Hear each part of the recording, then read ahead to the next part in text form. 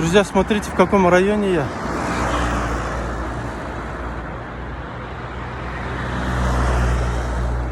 Здесь, если память не изменяет, раньше была другая кафешка, друзья.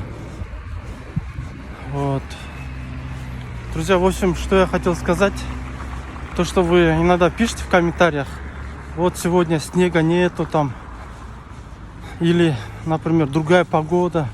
Ну, друзья, просто я заранее снимаю материал. И потом его, когда у меня время есть, загружаю. Поэтому вы не думайте, что я каждый день гуляю по городу. Как ранее говорил я, у меня тоже есть работа, друзья. Прям с утра до вечера. Поэтому иногда я стараюсь как-то находить, да, время. Или снимаю видео по выходным, да. Друзья, поэтому давайте с пониманием отнеситесь к этому, что я физически не смогу. Каждый день, да, снимать для вас материалы, друзья, видео по городу.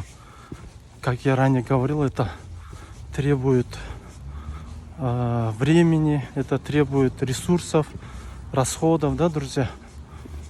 Так что по мере возможности я стараюсь вас радовать новыми видео, друзья.